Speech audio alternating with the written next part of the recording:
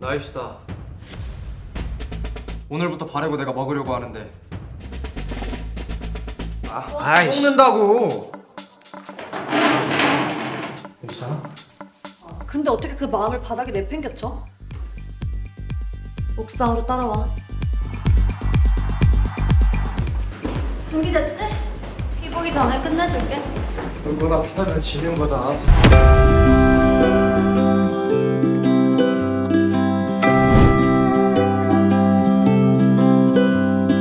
Halo teman-teman Story Nema, mental sehat. Seperti biasa buat yang baru gabung di sini, selamat karena kalian hidup. Kali ini Nema mau nyeritain drakor pergedebukan requestan Balsemers yang berjudul The Chairman is Level 9 nih men. Buat yang udah subscribe maupun berlangganan, aku padamu men. Dan buat Balsemers yang requestannya belum dirutin, sing sabar yo men, permen. Oke, langsung aja lah ya. Tarik napas dalam-dalam dan bumper dulu.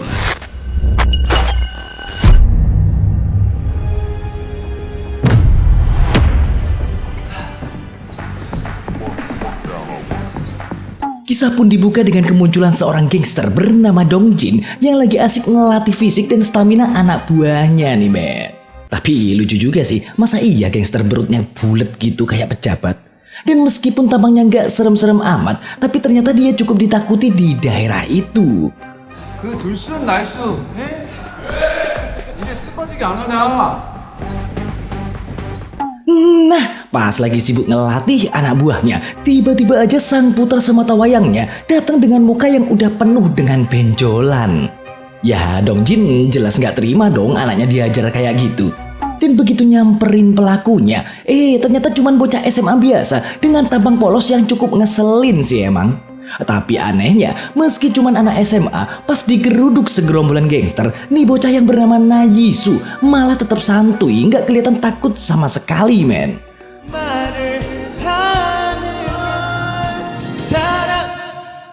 Dan karena nggak mau cari masalah, Dong Jin bilang kalau emang anaknya sendiri yang mulai ribut duluan. Tapi bukannya minta maaf, dia malah nyuruh anak buahnya buat ngasih pelajaran tuh ke Yisu. Namun siapa sangka ternyata Yisu bukan murid SMA sembarangan men. Hingga kemudian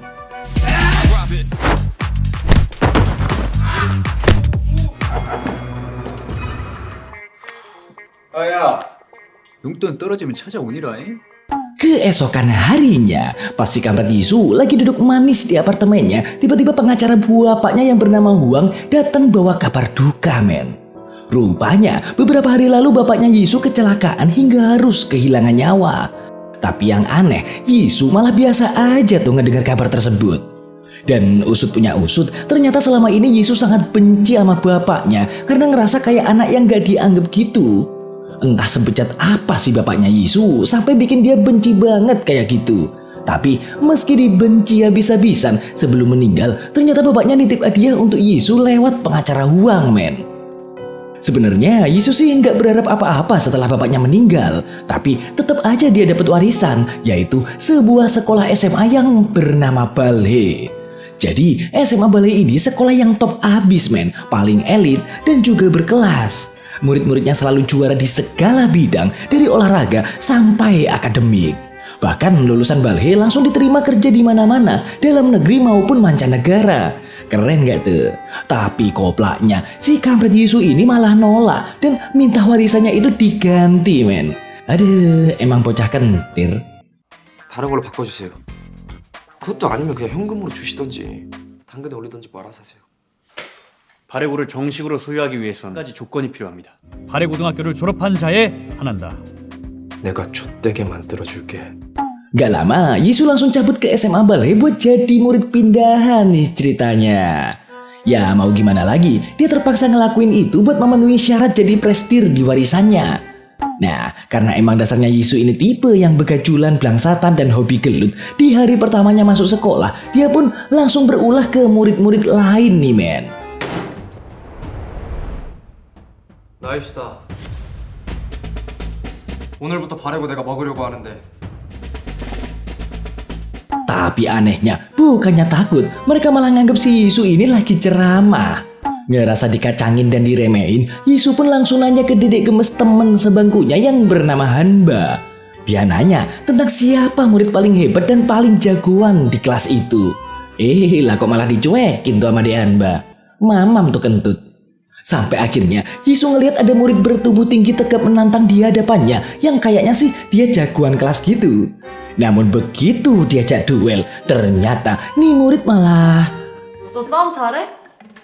갑자기 그건 왜? 나 태어나서 한 번도 싸워본 적 없는데. 아이구나. Aduh, ternyata singkong rebus.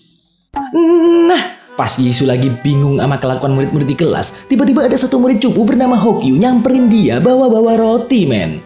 Rupanya si Hokyu bolak-balik ngasih roti karena pengen ngajak si kampret Yisu ini buat temenan.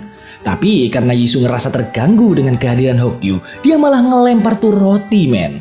Dan karena ngerasa sikap Yisu udah keterlaluan, Dek Hanba yang sedari tadi diem aja akhirnya kesel terus ngajakin dia ribut gitu. 아이씨. 먹는다고. 괜찮아? 근데 어떻게 그 마음을 바닥에 내팽겼죠?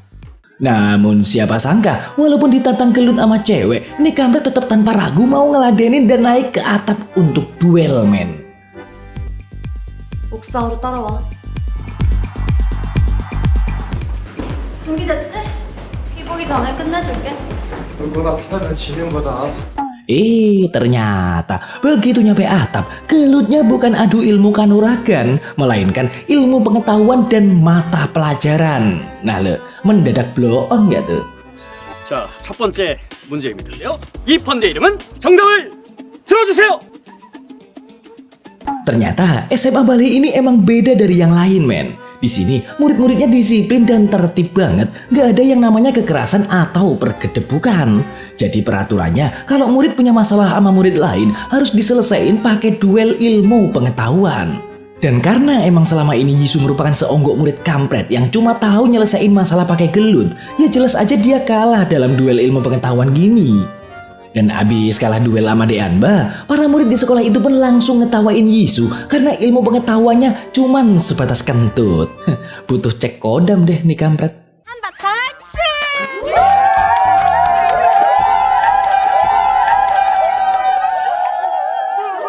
Usut punya usut, ternyata peraturan duel kuis ini sengaja dibuat oleh mendiang bapaknya Yisu biar gak ada kekerasan di sekolah. Dengan harapan murid-muridnya bisa cerdas secerdas-cerdasnya demi untuk memajukan integritas bangsa. Biar gak ada lagi yang namanya korupsi dan oknum polisi yang salah tangkep. Tapi walaupun sekolah Balhe udah disetting sedemikian rupa biar gak ada kekerasan, ternyata pembulian juga masih aja terjadi, men. Contohnya kayak siswi bernama Yunbin ini. Terlihat jelas kalau dia takut banget sama salah satu siswi dan nurut-nurut aja tuh dengan semua permintaannya. 진하라고 떨어뜨려. 뭘 봐.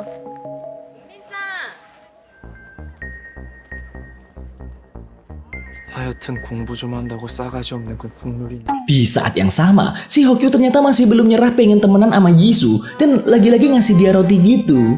Seketika, Dek Hanba yang gak sengaja ngeliat malah ngakak tuh, men. Dan karena kesel kalah duel kuis tadi, Yisu langsung nanya tuh ke Hokyu, siapa sih sosok Dek Hanba yang sebenarnya? Alangkah terkejutnya Yisu begitu tahu kalau Dek Hanba merupakan ketua OSIS sekaligus siswi terpopuler dan terpintar di SMA Balhe. Apalagi menurut Hokyu, Dek Hanba ini nggak punya kelemahan apapun, men. Jadi dia nyaranin nih kampret untuk nyerah aja kalau mau duel lagi sama Dek Hanba. Saran yang masuk akal sih. 어느 하나 흠잡을 것 없는 완벽 그 자체. 전교회장까지 할 수 있었던 거고. 바탕이는 사람이 아닐 수도 있어. 약점이나 빈틈 뭐 없는데. Begitu jam makan siang tiba, alangkah terkejutnya Yisu tatkala melihat menu makan siang di sekolah itu yang pakai lobster, men. Bahkan saking shocknya, Yisu langsung protes tuh ke mbak-mbak kantin. Lah kok si mbak kantin malah bilang gini, men. 이렇게 주면 뭐가 남아요? 랍스타 나오는 거 처음 봐? 이게 다 학생들 밥 먹이는 거에 돈 아끼 이런 퀄리티의 재료들로? Ternyata makan siang mewah kayak gini juga kebijakan mendiang bapaknya Yisu. Mungkin inilah salah satu alasan kenapa murid-murid di sekolah Balhe bisa pada pinter. Ngelihat kualitas makanan di Balhe yang di luar nurul gini, Yisu pun makin bertekad buat ngehancurin standar yang udah dibuat oleh mendiang bapaknya itu, men. Dan bener aja, besoknya Yisu langsung mengganti menu makanan mewah di balai jadi menu makan siang ala militer. Bahkan diawasi langsung loh sama anggota militer. 신속하게 자리에 앉습니다. 잔반 남기지 않습니다. 빨리빨리 먹을 수 있도록 합니다. Usut punya usut, Yisu bisa ngerubah menu seenak jidatnya gitu karena udah nelpon kepala sekolah dan protes soal anggaran makan siang sekolah yang boros banget. Kalau dapat makan siang gratis dari pemerintah sih nggak masalah ya kan. Yisu bisa ngelakuin itu ya jelas karena dia kan emang presidir baru di sekolah balai. Tapi ya kepala sekolah sendiri kan nggak tahu kalau murid kampretnya itu merupakan presidir baru mereka. Namun bukan itu yang bikin kaget men. Ternyata setelah menu makan siangnya diganti jadi makanan seadanya ala militer, para murid sultan di sekolah itu mah cuek bebek. Mereka malah bawa chef pribadi dari restoran bintang 5 demi nyiapin makan siang mereka. Sultan mah bebas.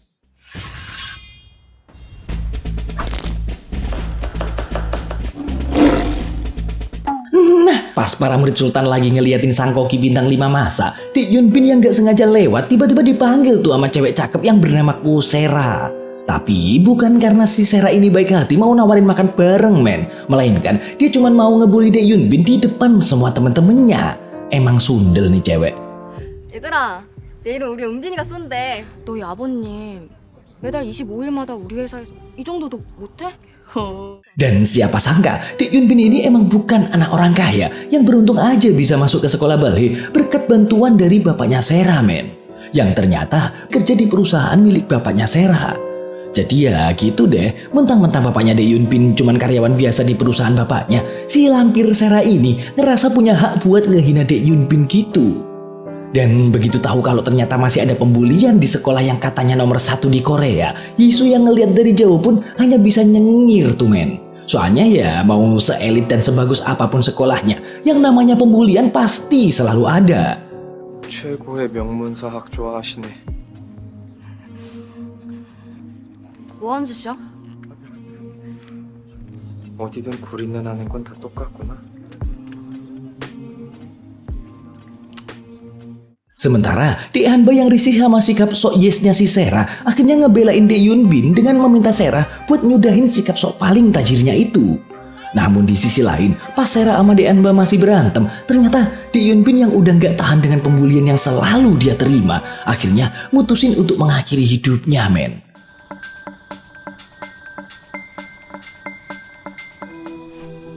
이거 네 거 아니야? 가까이 오지 마.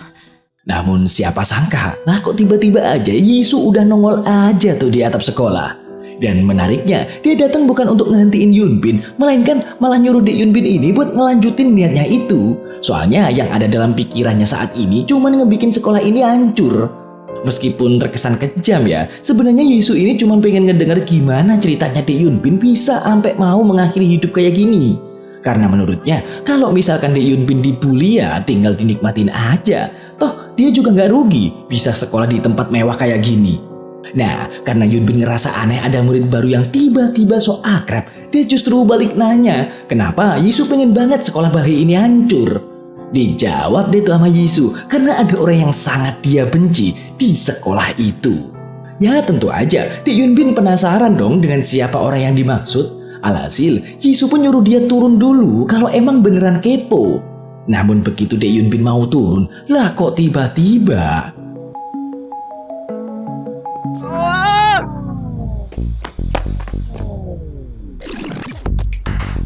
cie sok romantis. Setelah kejadian itu, Yisu jadi bahan omongan gara-gara aksi penyelamatan Dek Yunbin yang terkesan romantis abis. Bahkan semua murid di sekolah pun dibuat terkagum-kagum tuh men. Pokoknya si kampret Yisu ini jadi trending topik gitulah ya di SMA Balai. Sampai akhirnya Dek Yunbin yang udah diselamatin mulai kesengsem juga tuh sama Yisu. Mereka jadi makin deket meski belum kenal-kenal banget. Bahkan Yisu yang biasanya jutek tiba-tiba mau ngasih nomornya tuh ke Yunbin. Iya, bau-bau tinja nih. 번호 좀 알려줘. 내가 뭐 마음이 있어서 주고 그런 거 아니다. 연락할게.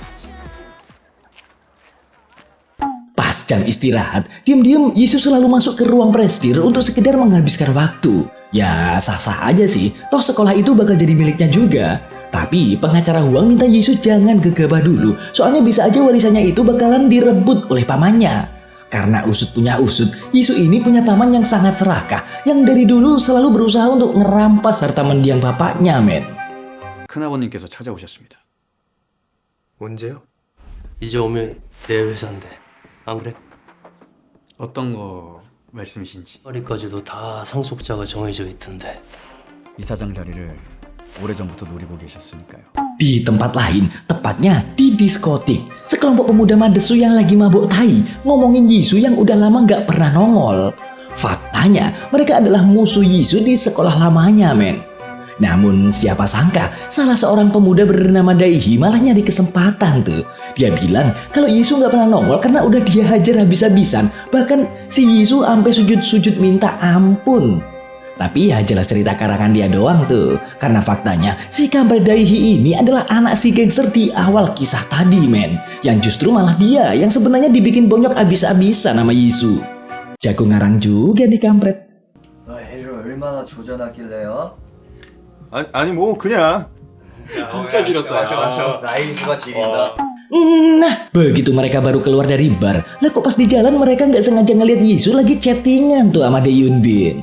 Alhasil, di saat teman-temannya nyuruh Daihi maju buat ngasih pelajaran ke Yisu, dia langsung pucet kayak tahu rebus, men. Lawang emang dia cuma ngarang biar dianggap keren. Namun siapa sangka pas Yisu mau ngasih pelajaran ke para cecungu ini, lah kok tiba-tiba Dek Hanba dan teman-teman kelas lain yang ada di sekitar situ nyoba ngebantuin dia. Menariknya, alangkah terkejutnya Hanba begitu ngelihat kalau Yisu ternyata sosok murid bangor yang emang jago dalam bidang pertonjokan, bukannya cowok cupu yang cuman sok-sokan doang. Tapi yang gak kalah menarik nih, men, gara-gara salah paham itulah Yisu jadi tahu kalau ternyata selain pinter, Dek Hanba ini sebenarnya juga jago gelut, bahkan lebih hebat dari dirinya. 존나 웃기네.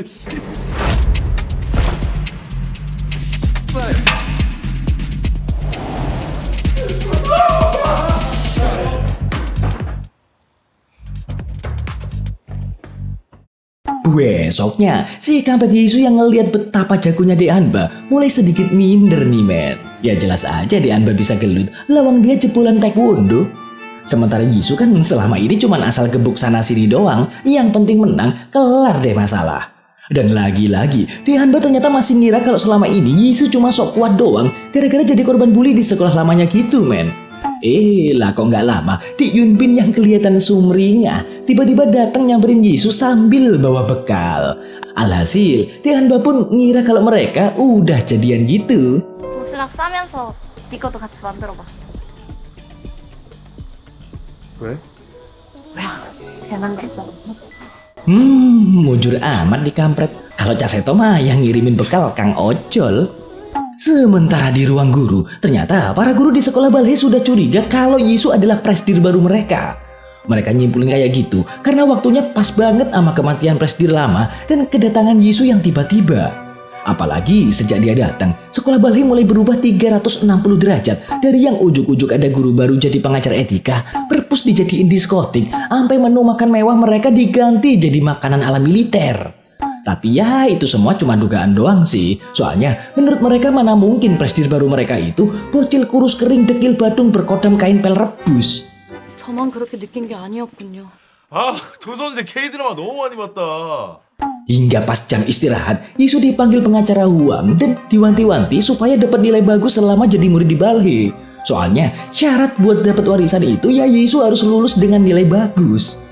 Ngedenger semua syarat itu, nih kampret langsung nolak, men. Soalnya nggak tahu kenapa dia emang benci banget sama yang namanya sekolah. Sampai akhirnya tiba-tiba pamannya mampir ke sekolah balai buat nemuin dia, men. Di sini Yisu langsung dengan ketusnya ngedamprat sang paman yang teramat sangat serakah dan selalu berambisi ngedapetin harta mendiang ayahnya dengan cuma-cuma. Alhasil suasana perang keluarga pun tak terhindari, men. 너 새끼 말 다 했어 임마! 새끼가 저런 양아치 같은 새끼가 나온 거야 저거. Dan usut punya usut, alasan sebenarnya kenapa Yisu sampai benci banget sama sekolah dimulai pas ayahnya masih hidup, men. Ternyata dari dulu ayahnya nggak pernah ngebelain dia sedikit pun. Emang bener sih, Yisu ini selalu bikin masalah di sekolah karena demen banget berantem sama murid-murid lain. Tapi nggak 100% salah dia juga loh. Soalnya Yisu berantem juga karena ngebela teman-temannya yang dibully, atau malah si para pembuli itu yang mulai duluan. Tapi ya tetap aja, ayahnya nggak mau tahu tuh dan selalu ngeluarin dia dari setiap sekolah. 제가 잘못 고르신 탓입니다. 다 지 맘대로 해도 되는 거냐고! Nah, gara-gara sering pindah sekolah dan dikeluarin oleh bapaknya sendiri, Yisu jadi makin brutal tiap kali emosinya naik, men. Dia gak peduli siapa yang dia temuin di jalan, mau itu anak seusianya atau bahkan orang dewasa sekalipun. Pokoknya dia selalu ngelampiasin emosinya itu ke mereka, men. Sampai kemudian...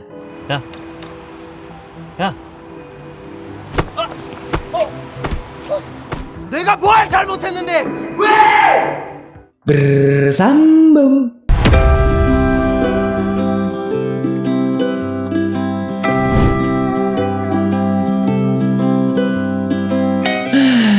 Ending yang menggedebukkan. Ya udahlah ya, tungguin part selanjutnya ya permen. Oke, seperti biasa buat para jomblo, segera temukan jodohmu karena daging yang terbelah rasanya lebih nikmat dari telapak tanganmu. Dan kalau ada yang request film untuk diulas, bisa kalian tulis di komentar ya. Bye.